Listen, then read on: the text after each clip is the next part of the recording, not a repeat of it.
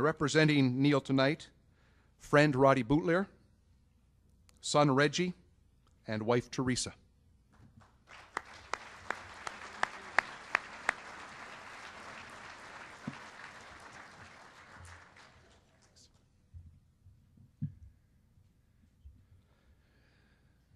Neil Amadio is the third member of his family, the hockey-famous Amadios of Donkin, Nova Scotia, to be inducted into the Nova Scotia Sport Hall of Fame.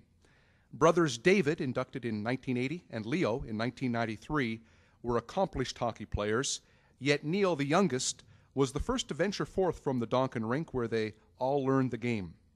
David began his career in the Glace Bay Youth Hockey Association, played with Hamilton of the Ontario Hockey Association, and then in the NHL with Detroit.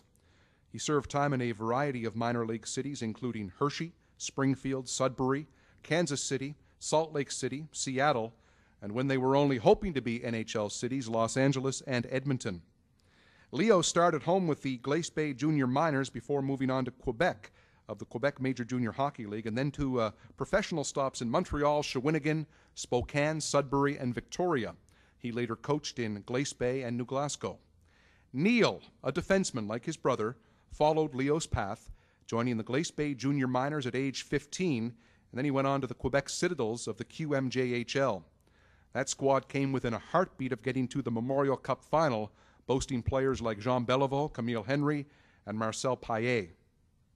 They lost to the Barrie Flyers in the Eastern Final in 1951, a team that had future NHLers like Doug Moens, Réal Chevrefils, Leo Labine, and Jerry Topazzini. A quote, "We played that series in Maple Leaf Gardens," he said with awe in his voice many years ago. "What a high that was for me. I just got into the building when I heard someone call my name, and I turned to see Parker McDonald, who, as you know, is a Sydney native and future NHL star, then with the Toronto Marlboros. They had been eliminated, and he had his ticket home, but he said he couldn't leave until I got there so he could wish me well against the Flyers." After junior, Neil came home to play 2 seasons with import-laden Glace Bay Miners of the Maritime Major Hockey League, but was cut midway through his 3rd season. He signed with the Sydney Millionaires in time for the playoffs. Another quote, "I had a great playoff round against Glace Bay, and after being cut by them, that made me feel good. I had another good series against the Halifax Atlantics, who were the eventual Alexander Cup winner." Nova Scotia Hall of Fame member Lyle Carter played 1 season in Newfoundland with Neil Amadio.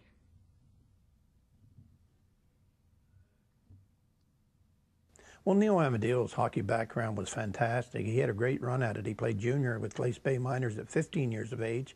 And then his last year junior, Neil went up and played with Quebec Citadels, and they had Jean Beliveau and Marcel Paillet, the goaltender, and Camille Henry. He played against all the greats like Dickie Moore. So he had that big season up there his last year junior. And then he came back and played 2.5 seasons in the Maritime Major, and one of the few homebrews playing in that league. In the league final against Halifax in the spring of 1954, he scored the last goal to be scored in the Maritime Major League. Neil moved on to Newfoundland, where he led Grand Falls to the Newfoundland Senior Championship, then was playing coach with Belle Isle, and won another provincial title, and later played and coached in Buckens.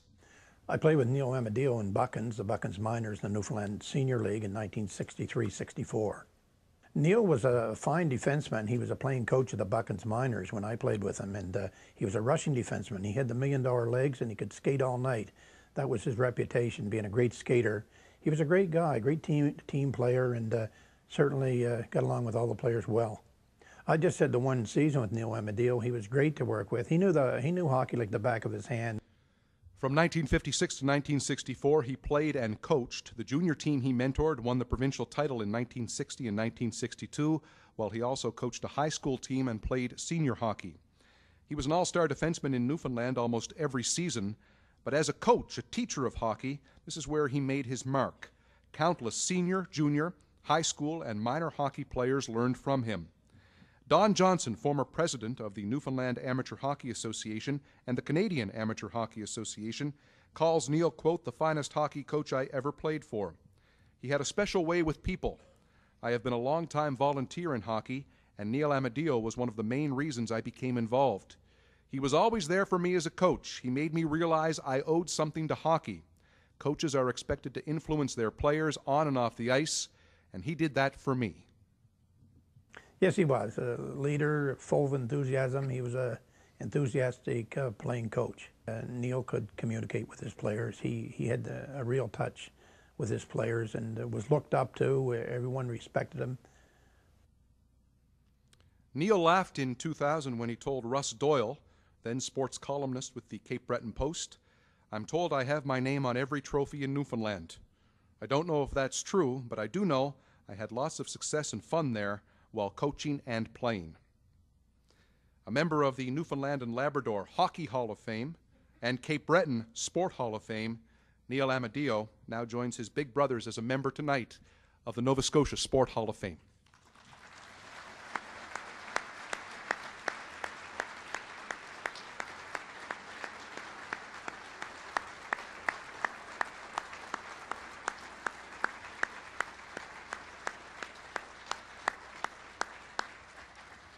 I'd like to ask Brad Burrell, the director for the Atlantic region of AVW Telav, to come forward, please. And the pin presenter is a former teammate and a member of the Nova Scotia Sport Hall of Fame as an athlete, Lyle Carter.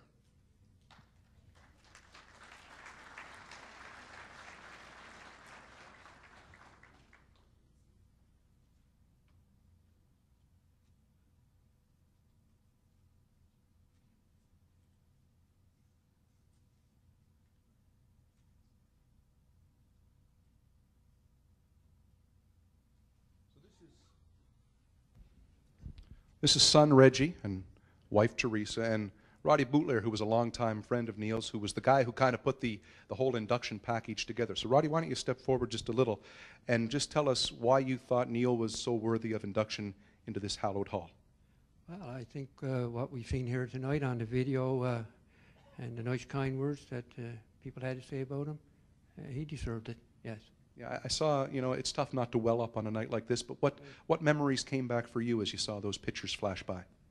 Oh, I remember when we started out just in minor hockey in Donkin, eh?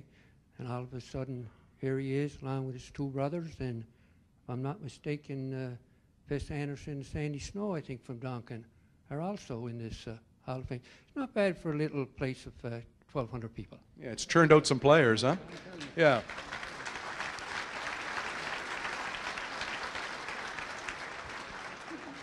What do you think Neil's greatest quality was as a coach and player, or even both?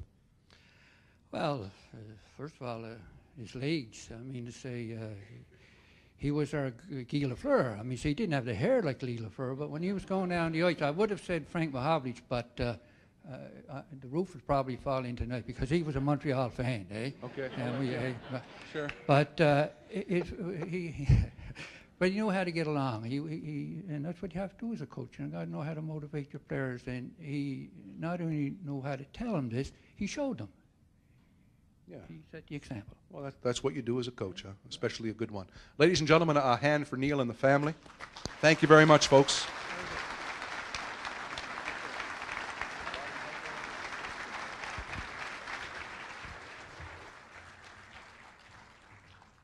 I also want to acknowledge, by the way, daughters Cecilia Hines, Elizabeth Matheson, and Mary McLeod in the audience, and as well son David. Could you please stand before we move on to our next inductee? Thank you very much for being here.